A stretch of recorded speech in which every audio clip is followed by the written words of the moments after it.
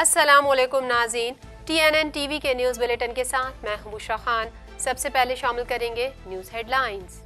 Election commission की कागजात नामजदगी जमा कराने की तारीख में 2 रोज़ की तौसी।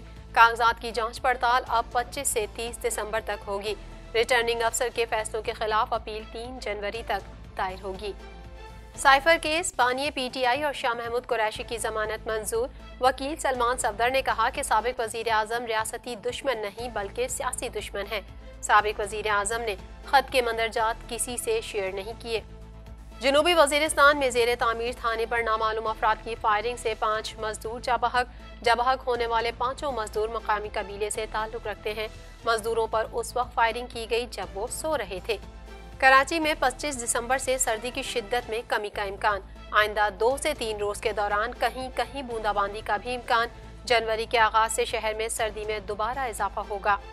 फारूक सत्तार ने NA 240 से कागजात नामजदगी जमा करवा दिए। रहनुमा MQM पाकिस्तान ने कहा कि मुख्तलिफ जमातों से मिलने का कोई दूसरा मतलब ना निकाला जाए। शफाफ इलेक्शन के लिए सबसे ज्यादा MQM पाकिस्तान ने मुतालबा किया था। ट्रूडो का मकबूलियत कम होने के बावजूद कैनेडियन शहरियों की लड़ाई जारी रखने का अज़म। ट्रूडो ने कहा कि वो लिबरल लीडर के तौर पर बरकरार रहेंगे, बढ़ते हुए पियर पॉलिवर को शिकस्त देंगे। कनाडा में रेस्टोरेंट्स पर सिंगल यूज प्लास्टिक पर पाबंदी लगा दी गई। रेस्टोरेंट्स प्लास्टिक के बैग्स, खाने के डब्बे या कटलरी का इस्तेमाल नहीं कर सकेंगे। कैनेडियन हर साल 30 लाख टन प्लास्टिक का कचरा फेंकते हैं। टोरंटो में मौसम सरमा का बाज़ाब्ता आगाज हो गया। माहिरीन मौसमियात का कहना है कि क्रिसमस में टोरंटो में मौसम सरमा का कोई वंडरलैंड नहीं होगा। शहर में हफ्ते को बारिश का इम्कान है। इजराइल की गजा के सैकड़ों मकामात पर बमबारी, मजीद 100 से ज़ायद फलस्तीनी शहीद। हमास का फलस्तीनियों की नस्लकुशी रोकने तक मुज़ाकरात करने से साफ इनकार। खान यूनुस के यूरोपीय अस्पताल के करीब बमबारी, 55 फलस्तीनी शहीद। भारत में कोरोना फिर सर उठाने लगा। 328 नए केसेस रिपोर्ट। रियासत केरला में कोरोना के सबब एक शख्स जान की बाजी हार गया। मुल्क भर में मास्क एडवाइजरी जारी कर दी। हेडलाइंस आपने जानी और अब शामिल करेंगे खबरों की तफसील।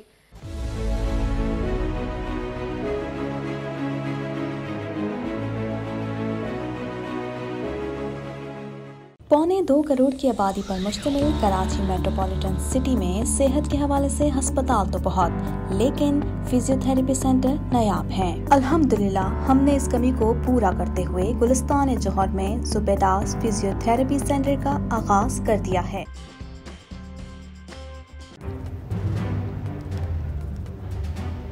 Islamic Finance TV, the only TV channel of the fastest growing Islamic economy in the world and the prime mover of Islamic finance news. Follow us on our social media handles and watch our reports and educational program at www.islamicfinancetv.com.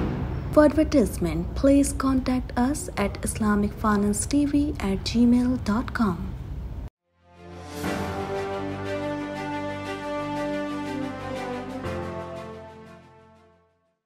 Election commission ने सियासी जमातों के मुतालबे पर कागजात नामजदगी जमा करवाने की तारीख में 2 रोज की तौसी कर दी। मजीद जानेंगे इस रिपोर्ट में।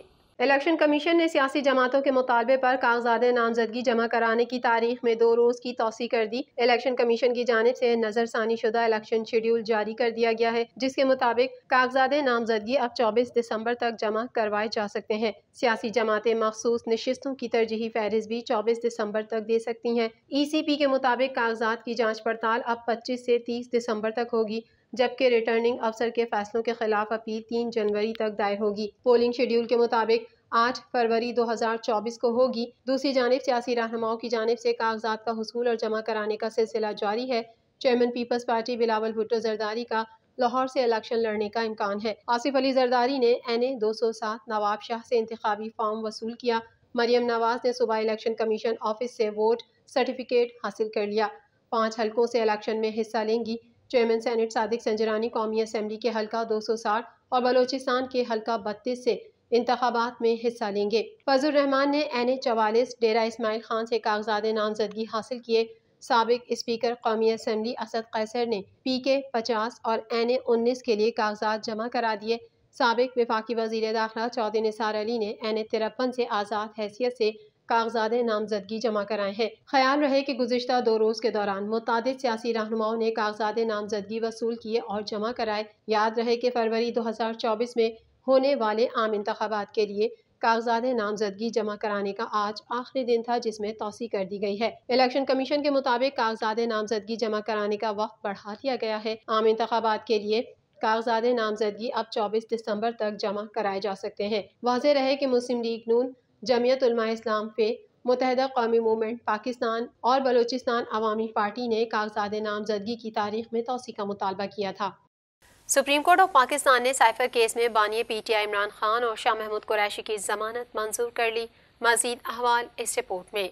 सुप्रीम कोर्ट ऑफ पाकिस्तान ने साइफर केस में बानी PTI इमरान खान और शाह महमूद कुरैशी की जमानत मंजूर कर ली। इससे कबल समाअत के दौरान कायम मकाम चीफ जस्टिस पाकिस्तान सरदार तारिक मसूद ने रिमार्क्स में कहा है कि वजीर खारजा ने बानी PTI को फंसा दिया। शाह महमूद खुद बच गए और बानी PTI को कहा कि साइफर पढ़ दो। कायम मकाम चीफ जस्टिस पाकिस्तान सरदार तारिक मसूद की सरबराही में 3 रुकनी बेंच ने समाअत की जस्टिस मंसूर अली शाह और जस्टिस अतहर मिनल्ला बेंच का हिस्सा हैं। वकील सलमान सफदर ने कहा कि साबिक वजीर आजम रियासती दुश्मन नहीं बल्कि सियासी दुश्मन है। साबिक वजीर आजम ने खत के मंदरजात किसी से शेयर नहीं किए।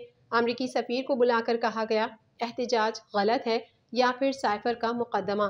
शहबाज शरीफ ने भी कौमी सलामती कौंसिल के नुकात की तौसीक की थी। वक्फे के बाद समाअत दोबारा शुरू हुई तो वकील सलमान सफदर ने मौक़िफ़ पेश किया कि साबिक वज़ीर आज़म को सियासी इंतकाम का निशाना बनाया जा रहा है। 40 मुकदमात में जमानत कबल अज़ गिरफ्तारी मंजूर हो चुकी है। किसी भी सियासी लीडर के खिलाफ एक शहर में 40 मुकदमात दर्ज नहीं हुए।